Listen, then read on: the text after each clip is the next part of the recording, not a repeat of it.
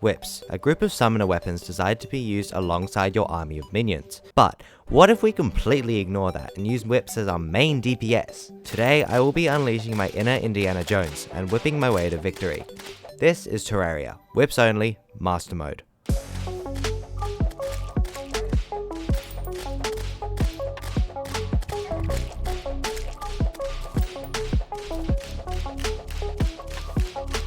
So I started off by chopping down some trees and crafting myself a set of wooden armor, and a wooden sword. Now, you may be thinking, but Gigi, that's not a whip, that's a sword! Well, you see, there are a grand total of 9 whips in vanilla Terraria, and there are 2 I can get at this stage of the game, the Snapthorn and the Leather Whip. Both of these require killing things to obtain, so I will be using any weapon up until I get my first whip. From then on, it's whips only. Anyways, now that's out of the way, I built up some spacious NPC houses, and made myself a little house too. I then ventured off into a cave, which was conveniently right next to my house. Apart from this wooden chest at the entrance, there was not much this cave had to offer, till I stumbled across this suspiciously dangerous looking gold chest. I got rid of the traps and got the loot, no problem. The early game from here on in was pretty boring, so I will spare you the details. All you need to know is I luckily got my hands on the bone sword, which is a 1 in 200 drop from skeletons.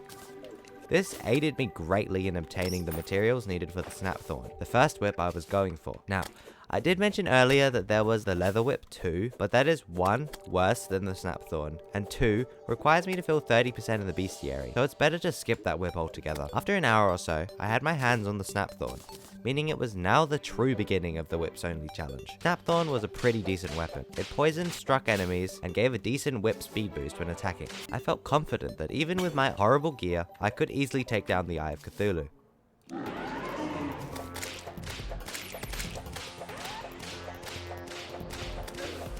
I was quickly proven wrong.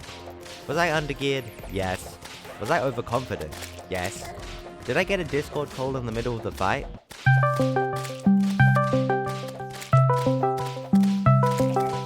Yes. Am I blaming that for my death instead of my lack of skill and gear? Yeah, maybe. I needed the Goblin Tinkerer desperately. In order for the Goblin army to spawn, however, I needed to break a Crimson Orb. After doing that, I continued my underground adventures to obtain full Platinum armor. It was only like 5 minutes before the Goblin army approached from the east. These guys weren't all too bad. As long as I didn't get stuck in my house, I was able to dodge a lot of the ranged attacks, allowing me to slowly chip away at the goblins. After 10 minutes of constant bouncing around, the goblins had finally been defeated, and I could now clean up my base a little as there were a few grave markers. Now all I had to do was find the Goblin Tinkerer, finish maxing out my health, and get full Platinum armor. After searching the caves for an hour, I eventually got enough to do this, except I still hadn't found the Goblin Tinkerer. I decided that I didn't need the Goblin Tinkerer to defeat the Eye of Cthulhu, so I attempted the Eye again. The first phase was easily dealt with. The Eye did barely any contact damage, and the hearts dropped from the servants negated any damage I did take. This all changed when it entered the second phase. My lack of Hermes boots was really starting to show here. Yes, I still didn't have the Hermes boots. I had to attempt to use my grappling hook as my horizontal movement, which didn't go too bad actually. I got a healing pot off and I was looking pretty good. 1,000 health left. Then, disaster struck. The Eye was so low, but so was I. I ended up getting down to 9 HP. But somehow I managed to not die while the Eye was maniacally dashing all over the place. Oh my god! And ended up taking him down, only with a whip. After searching some more for the Goblin Tinkerer, I decided to fight King Slime, because I wanted the slime mount. And I also was in need for some more money so I could buy the things I needed from the Tinkerer. King Slime was a piece of cake. All I needed to do was keep my distance, which was now incredibly easy with the Shield of Cthulhu. It was not long before King Slime had been defeated with only a whip, and I had my hands on the slime mount. I fought King Slime again for money, but in the midst of the fight, the Blood Moon rose. After defeating King Slime, I began to fight off the blood enemies, before realizing I couldn't be bothered and went and cancelled the event. I did another quick little search for the Goblin Tinkerer, and behold, thy Goblin Tinkerer has been found! I quickly realized that I did not have enough money for the rocket boots or the Tinkerer's workshop, so off I went again to kill King Slime quite a few times. until I had a slightly better reforge on my Snapthorn. I had the blue horseshoe balloon and the lightning boots. With this gear, I felt more than ready for the Brain of Cthulhu.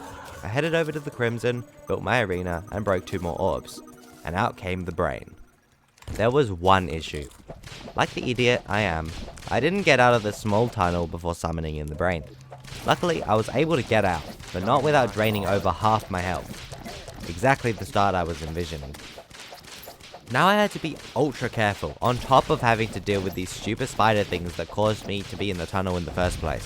Thankfully, I found a decent rhythm and got a healing potion off, and got almost back to max health by the time it had entered second phase. Now came the confusing part of the fight. I had to keep track of which of the 4 brains were the real brain.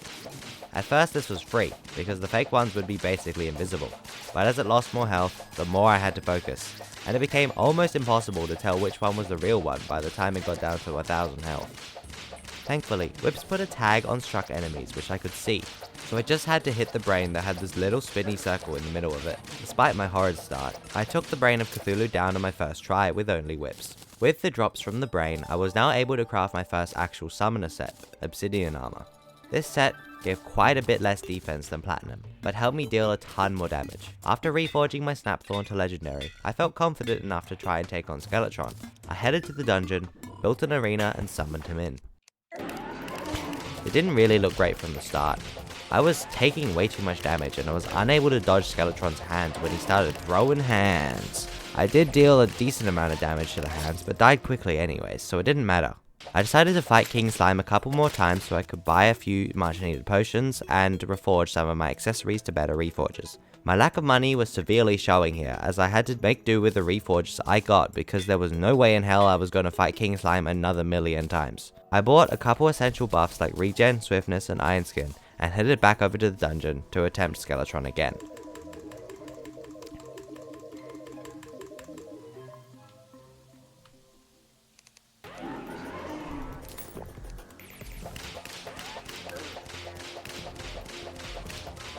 This time I was doing much better. With the regen potion, my health was regenerating at an actually acceptable pace, and the swiftness and iron skin potions helped me dodge and tank the damage respectively. I found a rhythm and took down Skeletron's hand. Now it was just me and the Skeletron's head. I immediately got insanely low and needed to focus up. I began using my slime mount to increase vertical mobility when I needed to circle around Skeletron to dodge his flying skulls. This did the trick, and I was able to get back up to max health, and things started looking up. He was almost dead, just a little bit more health.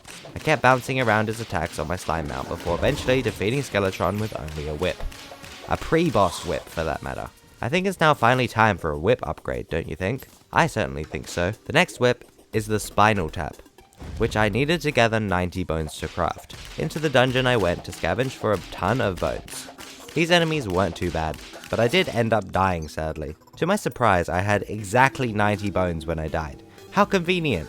I crafted the Spinal Tap, the third and final whip in Pre-Hardmode. Yes, there are only 3 whips in Pre-Hardmode. The Spinal Tap did a whopping 43 damage, which was much better than the 29 damage of the Snapthorn. Spinal Tap was also much better against groups of enemies too, as it lost less damage when striking multiple enemies. I tried it out on King Slime, and god was it much faster. I grinded out more King Slimes to get enough money to reforge my Spinal Tap to Legendary, only to realize my luck sucked and I needed a faster way of earning money. I decided to farm the Brain of Cthulhu for money instead, because the Spinal Tap absolutely shredded the eyes, and then easily took out the second phase too. This was a much better way of farming for money, so I was able to get most of the reforges I wanted. With all this gear, I felt ready to take on the final boss of Pre-Hardmode, the Wall of Flesh. I crafted a double obsidian instabridge, which made a ton of space for the fight, and tried to defeat the Wall of Flesh.